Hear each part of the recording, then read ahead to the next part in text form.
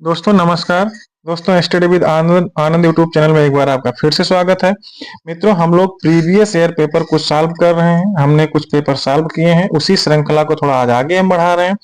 2018 का जो आपका हिंदी का पेपर है वो 30 प्रश्नों की श्रृंखला 1 to 5 का जो पहला पेपर होता है उसको हम लेकर आए हैं।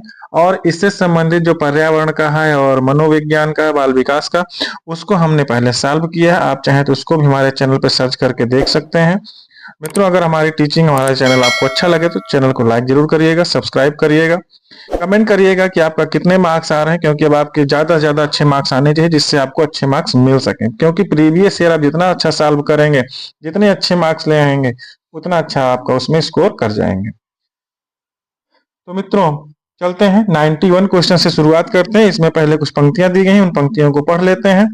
पंक्तियां हैं: पूर्व चलने के बटोही बाट की पहचान कर ले, है अनिश्चित किस जगह पर सरित गिरि ग्रहवान मिलेगा, है अनिश्चित किस जगह पर बाग वन सुंदर मिलेगा, किस जगह यात्रा खत्म हो जाएगी यह भी अनिश्चित, है अनिश्चित कब सुमन कब कंटकों का सर मिलेगा, कौन सहसा छू जाएगा मिलेगा मिलेंगे कौन सहसा, आ पड़े कुछ भी रुकेगा तू न ऐसा ऐसी आन कर ले, पूर्व चलने के बटोही बाट की पहचान कर ले। तो मित्रों, इससे संबंधित जो आपका पहला प्रश्न है, प्रश्न कह रहा है कि कविता की पंक्तियों में यात्रा की किस विशेषता की ओर संकेत किया गया है।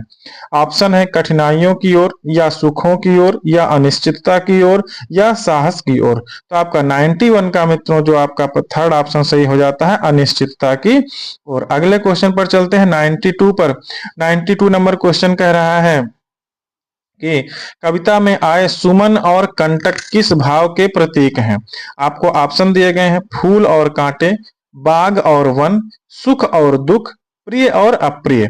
तो 92 का आपका तीसरा ऑप्शन सही हो जाता है, सुख और दुख का। 93 नंबर देखते हैं। कविता की पंक्तियों में कवि व्यक्ति को किस बात की प्रेरणा दे रहा है। आपको ऑप्शन दिए गए हैं: हर स्थिति में साहस दिखाने की, या पर्वतों को देखकर ना डरने की, या गहरी नदियों से ना डरने की, या हर स्थिति में आगे बढ़ने की। तो 93 में आपका फोर्थ ऑप्शन सही हो जाता है, हर स्थिति में आगे बढ़ने की। 94 नंबर क्वेश्चन देखते हैं। इस जीवन यात्रा में ऑप्शन है कुछ भी निश्चित नहीं है, या सब कुछ निश्चित है, या सब और मुश्किलें हैं, या सब और सुख है। तो आपका मित्रों इसमें कौन सा ऑप्शन सही होता है? पहला ऑप्शन सही होता है कि कुछ भी निश्चित नहीं है। अगले क्वेश्चन पर चलते हैं। नीचे दिए गए शब्दों में से सरित का समानार्थी शब्द कौन सा नहीं है। इसमें आपको ऑप्शन दिया गया है: तटिनी, जयमाला, नद, प्रवाह। तो 95 में मित्रों आपका कौन सा सही हो जाता है? फोर्थ ऑप्शन सही हो जाता है, प्रवाह। अगले क्वेश्चन पर चलते हैं 96 पर। 96 क्या कह रहा है? अनिश्चितता शब्द में कौन सा प्रत्यय आ सकता है। तो आपका इसमें दिया गया है ते प्रत्यय, या ती प्रत्यय, या ती प्रत्यय, या ता प्रत्यय। तो 96 में मित्रों आपका ता प्रत्यय हो जाएगा, अर्थात फोर्थ ऑप्शन सही हो जाता है। 97 से आपका जो क्वेश्चन है वहां एक आपको अनुच्छेद दिया है, हम अनुच्छेद पढ़ेंगे, उसके बाद जो 97 से 105 नंबर जो क्वेश्चन है उसको सॉल्व करेंगे। पहले हम देखते हैं ना, इसका जो एक अनुच्छेद पढ़ते हैं उसको देखते हैं क्या है वो, कि राष्ट्रीय पर्वों और सांस्कृतिक समारोहों के दौरान गीत गाए जाएं, कविताएं सुनी और सुनाई जाएं, इसे लेकर माता पिताओं, स्कूल और समाज में व्यापक सहमति है। लेकिन गीत कविताएं बच्चों के जीवन में रच बस जाएं, वे उनका भरपूर आनंद लेंगे, खुद तुकबंदियां करने लगे, रचने लगे, माता पिता को मंजूर नहीं। माता को लगता है ऐसा करते हुए तो वे उस राह से भटक जाएंगे जिस राह पर वे उन्हें चलाना चाहते थे या चलाना चाहते हैं, जिस राह से वे उन्हें अपनी सोची हुई मंजिल पर पहुंचाना चाहते हैं। उनकी इस इच्छा से में यह निहित है कि बच्चे वैसा भी ना करें जो वे करना चाहते हैं, बल्कि वे वैसा करें जैसा माता पिता चाहते हैं। उनके भीतर बच्चे के स्वतंत्रता पूर्वक सीखने की प्रक्रिया के प्रति सतत संदेह और गहरा डर बना रहता है। यही हाल स्कूल का भी है। गीत कविता स्कूल और कक्षाओं की रोजमर्रा की गतिविधि का हिस्सा बन जाए, यह स्कूल को मंजूर नहीं। स्कूल को लगता है कि सबके लिए समय कहाँ है, यह पाठ्य पुस्तक से बाहर की गतिविधि है। शिक्षक और शिक्षा अधिकारी चाहते हैं कि शिक्षक पहले परीक्षा परिणाम बेहतर लाने के लिए काम करेंगे। दूसरी ओर हमारी संस्कृति और समाज में गीत कविता की जो जगहें थी वे जगह लगातार सीमित हुई हैं। गीत गाने सुनने सुनाने के अवसर बहुत हुआ करते थे। वे अवसर ही गीत कविताओं को गुनगुनाते रह सकने के लिए याद करने को प्रेरित करते थे, सहेजने और रचने के लिए प्रेरित करते थे, उनमें कुछ जोड़ने के लिए प्रेरित करते थे। सब इसके लिए अतिरिक्त प्रयासों की जरूरत नहीं पड़ती थी। यह जीवन शैली का स्वाभाविक हिस्सा था। बच्चों के लिए पढ़ाई से अधिक खेलने कूदने के लिए समय और जगहें थी। खेलने कूदने की मस्ती के दौरान ही उनके बीच से स्वतः ही नए खेलों, तुकबंदियों और खेल गीतों और बाल गीतों का सृजन भी हो जाया करता था। उनकी ये रचनाएं चलन में आ जाया करती थी, जबान पर चढ़ जाती थी और सालों साल उनकी टोलियों के बीच बनी रहती थी। समय के साथ उनमें कुछ कमी पाए जाने से संशोधित होती रहती थी। मित्रों, ये एक आपका अनुच्छेद था। इससे संबंधित आपके कुछ प्रश्न दिए गए हैं, तो प्रश्नों की बात करते हैं। प्रश्न है कि गीत कविता बच्चों के जीवन में रच बस जाएं, यह माता पिता को पसंद नहीं है, क्योंकि इससे बच्चे, आपको ऑप्शन दिए गए हैं, पढ़ाई लिखाई में बहुत पिछड़ सकते हैं, या माता पिता द्वारा तय लक्ष्य को प्राप्त न कर सकेंगे, या केवल आनंद में ही खोए रहेंगे, या केवल कविता ही लिखते रहेंगे। तो मित्रों, इसमें आपका 97 में कौन सा ऑप्शन सही हो जाता है? दूसरा ऑप्शन, जैसा कि आपके पैराग्राफ में दिया गया, माता पिता द्वारा तय लक्ष्य को प्राप्त ना कर सकेंगे। 98 नंबर क्वेश्चन देखते हैं। गीत कविता स्कूलों को भी पसंद नहीं है, क्योंकि उन्हें लगता है कि ऑप्शन है, स्कूली पढ़ाई लिखाई से इसका कोई संबंध नहीं है, या इससे बच्चों को बहुत समय नष्ट होता है, या इससे परीक्षा परिणाम देर से आएंगे, या सीखना बहुत ही कठिन काम है। तो 98 नंबर का मित्रों आपका पहला ऑप्शन सही हो जाता है, स्कूली पढ़ाई लिखाई से इसका कोई संबंध नहीं है। 99 की बात करते हैं। 99 में है, गीत कविता के बारे में कौन सा कथन सही नहीं है? नहीं की बात कर रहे हैं। ऑप्शन है, ये संस्कृति का अभिन्न हिस्सा है, या ये जीवन शैली का स्वाभाविक हिस्सा है, या ये भाषा सृजनात्मकता को पोषित करते हैं, या समाज में इनकी व्यापक सहमति नहीं है। मित्रों, 99 में आपका कौन सा ऑप्शन सही हो जाता है? फोर्थ ऑप्शन सही हो जाता है कि समाज में इनकी व्यापक सहमति नहीं है। अगले क्वेश्चन पर चलते हैं। 100 नंबर क्वेश्चन पर देखते हैं। शिक्षा व्यवस्था गीत कविता को किस दृष्टि से देखती है? ऑप्शन है, बाधक के रूप में, या साधक के रूप में, या सहयोगी के रूप में, या संपूरक के रूप में। तो 100 में आपका कौन सा ऑप्शन सही हो जाता है? पहला, बाधक के रूप में। अगले क्वेश्चन पर चलते हैं। अनुच्छेद के आधार पर गीत कविता के बारे में कौन सा कथन सही नहीं है? नहीं की बात कर रहा है मित्रों, ध्यान दीजिएगा, जब आप क्वेश्चन पढ़िएगा तो नहीं पर विशेष ध्यान दिया करिए, क्योंकि जब भी आप पेपर सॉल्व करें तो प्रश्न जरूर अच्छे से पढ़िएगा, नहीं तो आप नहीं और हाँ के बीच में कभी कभी आप आंसर गलत लगा देते हैं। तो जब भी आप क्वेश्चन पेपर आपके सामने आए तो आप पेपर में क्वेश्चन को अच्छे से पढ़िएगा मित्रों, ध्यान देके पढ़िएगा, जिससे आप गलती ना करें। 101 नंबर क्वेश्चन है, अनुच्छेद के आधार पर गीत कविता के बारे में कौन सा कथन सही नहीं है? ऑप्शन है, स्कूल और परिवार इसकी महत्ता को समझ नहीं रहे हैं, या इनसे बच्चे अपनी राह से भटक जाएंगे, या ये बच्चों को शब्दों से खेलने का अवसर देते हैं, या बच्चे इनका भरपूर आनंद लेते हैं। तो मित्रों, आपका 101 नंबर क्वेश्चन पे दूसरा ऑप्शन सही हो जाता है, इनसे बच्चे अपनी राह से भटक जाएंगे। अगले क्वेश्चन पर चलते हैं। 101 देखा हमने, 102 देखते हैं कि बच्चे के लिए लक्ष्य कौन निर्धारित करता है? स्वयं बच्चे, या माता पिता, या स्कूल, या शिक्षा अधिकारी। तो मित्रों, इसमें कौन करता है? माता पिता निर्धारित करते हैं, अर्थात दूसरा ऑप्शन सही हो जाता है। तीसरा क्वेश्चन है, 103 नंबर का क्वेश्चन है, कविताएं सुनी सुनाई जाए में क्रिया है। आपको ऑप्शन दिया गया है, आकर्मक क्रिया, साकर्मक क्रिया, प्रेरणार्थक क्रिया, या द्विकर्मक क्रिया। तो 103 नंबर क्वेश्चन पे आपका कौन सा हो जाता है? सकर्मक क्रिया, अर्थात दूसरा ऑप्शन सही हो जाता है। 104 नंबर क्वेश्चन देखते हैं।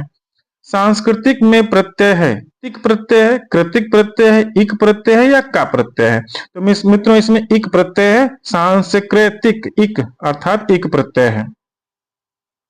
105 नंबर क्वेश्चन देखते हैं। मंजूर का समानार्थी शब्द है, पसंद है, प्रस्ताव है, स्वीकार है, या अक्षा है? तो मित्रों, 105 नंबर में आपका कौन सा सही हो जाता है? तीसरा, स्वीकार है। 106 नंबर क्वेश्चन देखते हैं। 106 में कह रहा है,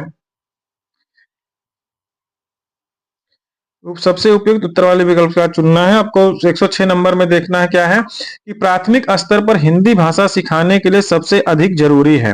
ऑप्शन है भाषा शिक्षक का भाषा ज्ञान, या कक्षा में रंगीन पाठ्य पुस्तकें, या कक्षा में प्रिंट समृद्ध परिवेश, या कक्षा में लिखित आकलन। तो 106 में आपका कौन सा ऑप्शन सही हो जाता है? तीसरा, कक्षा में प्रिंट समृद्धि परिवेश। 107 में देखते हैं, बच्चे बोलचाल की भाषा का अनुभव लेकर विद्यालय आते हैं, इसका निहितार्थ है कि। आपको ऑप्शन दिया गया है, बच्चों को बोलचाल की भाषा न सिखाई जाए, या बच्चों की बोलचाल की भाषा को सुधारा जाए, या बच्चों के भाषाई अनुभव का उचित प्रयोग किया जाए, या बच्चों के भाषाई अनुभवों को कक्षा के बाहर रखा जाए। तो मित्रों 107 नंबर में आपका तीसरा ऑप्शन सही हो जाता है, बच्चों के भाषाई अनुभव को उचित प्रयोग किया जाना चाहिए। 108 नंबर क्वेश्चन देखते हैं कि भाषा सीखने सिखाने में आप किसे सबसे अधिक महत्वपूर्ण मानते हैं? ऑप्शन है संज्ञानात्मक विकास, या सामाजिक अंतःक्रिया, या श्रव्य दृश्य सामग्री, या बाल साहित्य। तो मित्रों इसमें 108 में आपकी सामाजिक अंतःक्रिया, आपस में जो बच्चे सीखने सिखाने की क्रिया जो आपस में करते हैं, उससे बहुत महत्वपूर्ण स्थान रखता है वो। अगला क्वेश्चन 109 नंबर का क्वेश्चन देखते हैं कि हिंदी भाषा शिक्षक का यह प्रयास होना चाहिए कि वे, आपको ऑप्शन दिए गए हैं, बच्चों की भाषा संबंधी सहज रचना शक्ति को बढ़ने के अवसर दें, या बच्चों की मातृभाषा के स्थान पर हिंदी भाषा को ही कक्षा में स्थान दें, या बच्चों द्वारा मानक भाषा का ही प्रयोग करने के लिए अवसर दें, या बच्चों को शिक्षाप्रद बाल साहित्य पढ़ने के भरपूर अवसर दें। तो मित्रों इसमें 109 नंबर क्वेश्चन में आपका पहला ऑप्शन सही हो जाता है, बच्चों की भाषा संबंधी सहज रचना शक्ति को बढ़ने का अवसर देना चाहिए। 110 नंबर का क्वेश्चन देखते हैं। 110 नंबर का क्वेश्चन कह रहा है कि कक्षा 5 के बच्चों के भाषा आकलन के संदर्भ में आप किस सवाल को सबसे कमजोर मानते हैं? क्वेश्चन समझिएगा बच्चों, क्या कह रहा है ये मित्रों कि आपको ऑप्शन दिया, केशव सबसे क्या कहता होगा, कल्पना करके केशव के शब्दों में लिखो, या यदि इला तुम्हारे स्कूल में आए तो उसे किन किन कामों में परेशानी होगी, या अपने दोस्तों से पूछकर पता करो कि कौन किस बात से घबराता है, या ईदगाह कहानी में हामिद ने मेले से क्या खरीदा। तो मित्रों 110 नंबर का क्वेश्चन आपका फोर्थ ऑप्शन सही हो जाता है, ईदगाह कहानी में हामिद ने मेले से क्या खरीदा। 111 नंबर क्वेश्चन देखते हैं, भाषा का अति महत्वपूर्ण प्रकार है। ऑप्शन है सुनना, अक्षर ज्ञान, या संप्रेषण, या लेखन। तो 111 में मित्रों आपका संप्रेषण सही हो जाता है, तीसरा ऑप्शन सही हो जाता है। 112 नंबर क्वेश्चन देखते हैं कि सुनने और लिखने की कुशलता का आकलन करने का सबसे अच्छा तरीका क्या है? कविता सुनना और शब्दांशः लिखना, या कविता सुनकर प्रश्नों के उत्तर लिखना, या सुनी गई कहानी को अपने शब्दों में लिखना, या सुनी गई कहानी को शब्दांशः लिखना। तो मित्रों 112 नंबर क्वेश्चन का जो आपका आता है वो तीसरा ऑप्शन सही हो जाता है, सुनी गई कहानी को अपने शब्दों में लिखना। 113 नंबर क्वेश्चन देखते हैं, सार्थक पढ़ते समय कभी कभी वाक्यों शब्दों की पुनरावृत्ति करता है, यह भाषाई व्यवहार दर्शाता है कि। ऑप्शन दिया गया है, वह पढ़ने में अधिक समय लेता है, या वह अटक अटक कर ही पढ़ सकता है, या वह समझ के साथ पढ़ने की कोशिश करता है, या उसे लंबे शब्दों को पढ़ने में कठिनाई होती है। तो मित्रों 113 में जो आपका है वो तीसरा ऑप्शन सही हो जाता है, वह समझ के साथ पढ़ने की कोशिश करता है। 114 नंबर का क्वेश्चन कहता है कि हिंदी भाषा में आकलन का उद्देश्य नहीं है। फिर नहीं की बात कर रहा है मित्रों, ध्यान से पढ़िएगा प्रश्न। ऑप्शन है बच्चों की भाषा प्रगति को अभिभावकों और अन्य शिक्षकों को बताना, या भाषा सीखने के संदर्भ में प्रत्येक बच्चे की विशेष आवश्यकता की पहचान करना, या भाषा सीखने सिखाने की प्रक्रिया को उन्नत बनाना, या बच्चों की भाषागत त्रुटियों की ही पहचान करना। तो मित्रों 114 नंबर का जो क्वेश्चन है वो आपका चौथा ऑप्शन सही होता है, बच्चों की भाषागत त्रुटियों की ही पहचान करना। अगले क्वेश्चन पर चलते हैं। 115 नंबर क्वेश्चन क्या कह रहा है, आपके विचार से प्राथमिक स्तर पर उत्कृष्ट लेखन कार्य का उदाहरण है। आपको ऑप्शन दिए गए हैं, छुट्टियां कैसे मनाई इस विषय पर अनुच्छेद लिखना, या मेरे सपनों का भारत विषय पर अनुच्छेद लिखना, या पाठ्य पुस्तक से इतर कठिन शब्दों का श्रुत लेखन, या किसी आंखों देखी घटना का लिखित वर्णन करना। तो 115 नंबर क्वेश्चन का मित्रों आपका फोर्थ ऑप्शन सही हो जाता है, किसी आंखों देखी घटना का लिखित वर्णन करना। चलते हैं अगले क्वेश्चन पर। 116 नंबर का क्वेश्चन क्या कहता है, देखते हैं। भाषा सीखने के संदर्भ में कौन सा कथन सही है? आपको ऑप्शन दिए हैं, बच्चों में भाषा अर्जित करने की जन्मजात क्षमता होती है, या बच्चों में भाषा अर्जित करने की जन्मजात क्षमता नहीं होती है, या बच्चे विद्यालय आकर ही भाषा सीखते हैं, या बच्चे विभिन्न संचार माध्यमों से भी भाषा सीखते हैं। मित्रों, इसमें पहला ऑप्शन आपका सही होता है कि बच्चों में भाषा अर्जित करने की जन्मजात शक्ति होती है। बिल्कुल सही है ये। 117 नंबर का क्वेश्चन देखते हैं। डिस्ग्राफिया से प्रभावित बच्चों का मुख्य रूप से डैश में कठिनाई होती है। डिस्ग्राफिया की बात कर रहा है मित्रों। हमने इस जितने भी विकार हैं इसका भी एक अच्छा सा वीडियो बनाया, हमारे चैनल को सर्च करके इसमें देखिएगा कि अधिगम विकार के सारे इसमें आपको मिल जाएंगे, और एक बार जरूर देख लीजिएगा। यहाँ से एक प्रश्न हमेशा पूछा जाता है अधिगम विकार से, इसका जरूर ध्यान रखिएगा मित्रों। देखते हैं 117 नंबर क्वेश्चन क्या कहता है। डिस्ग्राफिया से प्रभावित बच्चों के को मुख्य रूप से डैश में कठिनाई होती है, सुनने में, बोलने में, पढ़ने में या लिखने में। तो मित्रों, डिस्ग्राफिया जो होती है वो लिखने संबंधी विकार होता है। 118 नंबर क्वेश्चन देखते हैं। प्राथमिक स्तर की हिंदी भाषा की पाठ्य पुस्तक में आप किसे सर्वाधिक महत्वपूर्ण मानते हैं? आपको ऑप्शन दिया गया, बहुत प्रसिद्ध लेखकों की प्रसिद्ध रचनाएं, या नैतिक मूल्यों वाली कहानी कविताएं, या बहुतायत में दिए गए अभ्यासकार, या हिंदी भाषा को विविध रूप देने वाली रचनाएं। तो मित्रों, 118 में आपका फोर्थ ऑप्शन सही हो जाता है, हिंदी भाषा को विविध रूप देने वाली रचनाएं। 119 नंबर देखते हैं। बहुभाषिक कक्षा में बच्चों की भाषाएं, आपको ऑप्शन दिया गया है, संसाधन के रूप में कार्य कर सकती हैं, या शिक्षक के लिए बेहद जटिल चुनौती है, या आकलन की प्रक्रिया को बाधित करती हैं, या भाषा सीखने की प्रक्रिया को बाधित करती हैं। तो मित्रों, 119 नंबर का जो क्वेश्चन है आपका, इसका आंसर हो जाता है पहला, संसाधन के रूप में कार्य कर सकती हैं। मित्रों, इस सेशन का लास्ट क्वेश्चन जो आपके हिंदी के 30 प्रश्न हम लेकर आए थे, उसमें आज आपका लास्ट क्वेश्चन हम देख रहे हैं। मित्रों, एक बार आप कमेंट करके जरूर बताइएगा कि आपका इस 30 प्रश्न में कितने मार्क्स आ रहे हैं, और ज्यादा से ज्यादा मित्रों प्रीवियस ईयर पेपर सॉल्व करिए। जो अब तक आपने पढ़ा, जो भी नोट्स बनाए, जो भी नोट्स पढ़े, जो भी सीरीज पढ़ी, जो भी किताबें पढ़ी, मित्रों अब ज्यादा से ज्यादा उसको रिवीजन करने का समय आ गया है, और प्रीवियस ईयर पेपर सॉल्व करिए, जिससे कि आप अच्छे से अच्छे मार्क्स ला सकते हैं। और हमारे चैनल को लाइक करिएगा, सब्सक्राइब करिएगा, कुछ और सीरीज हम आपको ऐसे लेकर आते रहेंगे। लास्ट क्वेश्चन देखते हैं। भाषा सीखने और भाषा अर्जित करने में अंतर का मुख्य आधार है। इसमें आपको ऑप्शन दिए गए, भाषा की पाठ्य पुस्तकें, भाषा का लिखित आकलन, भाषा का उपलब्ध परिवेश, भाषा की जटिल संरचनाएं। तो 120 नंबर में आपका कौन सा क्वेश्चन सही हो जाता है? तीसरा ऑप्शन आंसर सही हो जाता है। कौन सा ऑप्शन? तीसरा ऑप्शन, भाषा का उपलब्ध परिवेश। तो इस प्रकार से मित्रों देखते हैं कि आज हमारा जो है ये सेशन यहीं पर खत्म होता है। आपने हिंदी के 30 प्रश्नों को सॉल्व किया है। कुछ नए प्रश्नों की श्रृंखला लेकर फिर आपके सम्मुख प्रस्तुत होंगे। तब तक हमारे चैनल को आप देखते रहिए, लाइक करिए, सब्सक्राइब करिए। धन्यवाद।